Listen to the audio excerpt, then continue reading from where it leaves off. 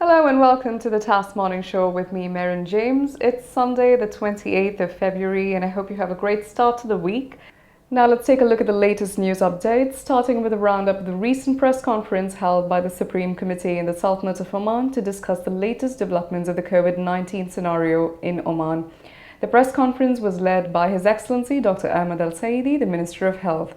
And with Oman's total caseload crossing 140,000 last week, and due to the alarming rise in ICU cases of COVID-19 patients, the Supreme Committee has had to take stringent measures in order to flatten the curve that has been on an upswing lately.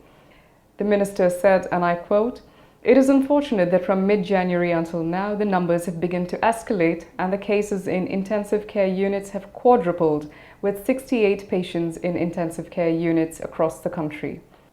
To take a look at the latest figures, as of February 25th, there have been 1,562 COVID-19 deaths in the country. It may, however, be noted that around 131,684 patients have reportedly recovered, which is reassuring. Nonetheless, in the wake of rising coronavirus cases, the Supreme Committee has decided to extend the closure of beaches and parks across all governorates until further notice. The closure of commercial activities in North Al Sharqiyah Governorate has also been extended due to the spike in COVID-19 cases there. The committee has also banned all kinds of gatherings in farmhouses and desert camps, and further recommended that families avoid gathering at homes or private places. Fines for non-compliance with the decisions of the Supreme Committee would be hefty.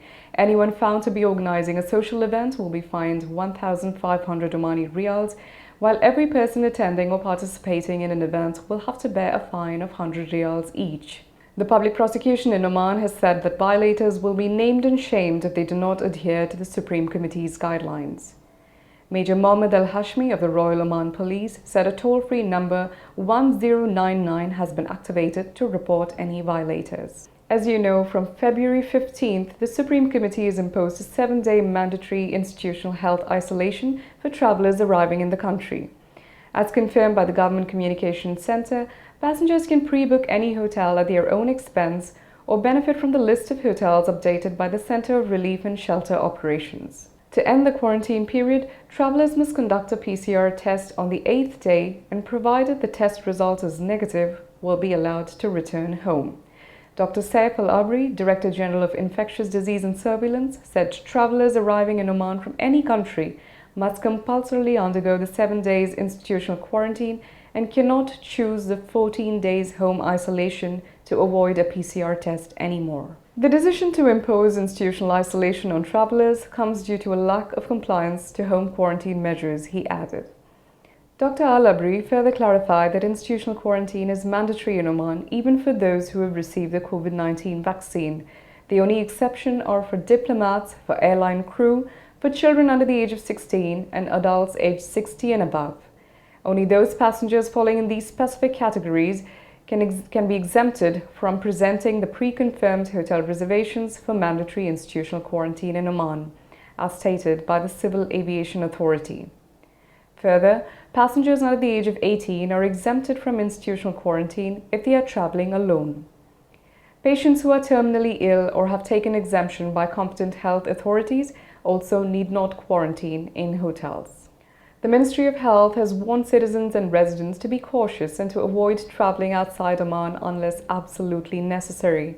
Oman has also temporarily banned entry of passengers from 10 countries, including Lebanon and South Africa, due to the emergence of mutated strains in many of these countries.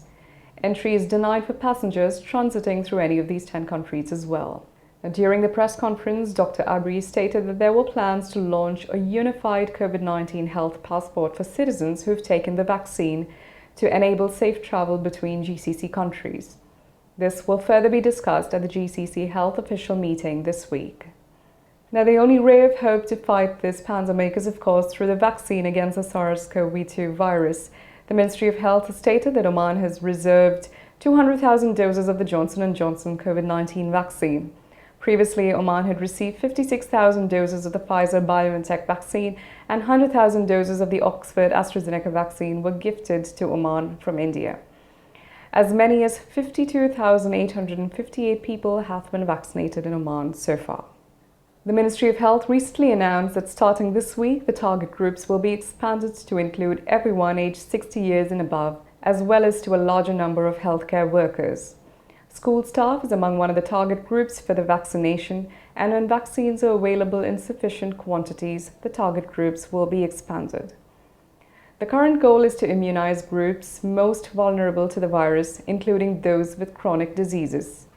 Overall, the government intends to vaccinate 60% of the population. The ministry stated that while there is a shortage of vaccines at the global level, the Sultanate was one of the first countries out of 30 countries to receive the vaccine. The Ministry of Health reaffirmed its drive to receive most stocks of the vaccine through accredited channels. A number of agreements were signed by the government and the international vaccine producing firms, as well as the Global Alliance for Vaccines and Immunization. Oman is one of the 189 countries who have joined the COVAX program backed by the World Health Organization, which seeks to ensure equitable distribution of vaccines. While many developed countries have faced backlash over their vaccine nationalism, many countries who are part of the COVAX program have been applauded for their vaccine diplomacy.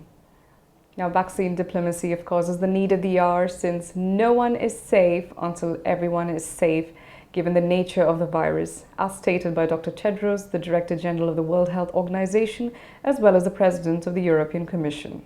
We know it's been close to a year since Oman first went into lockdown owing to the pandemic, and we certainly wouldn't want a repeat of that.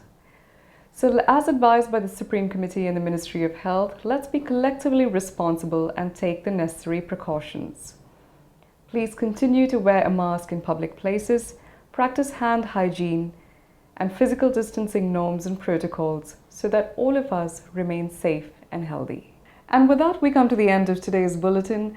And as always, thank you for your support, and we hope you continue to follow the Arabian Stories as we strive to bring you the latest updates from the Sultanate of Oman and beyond.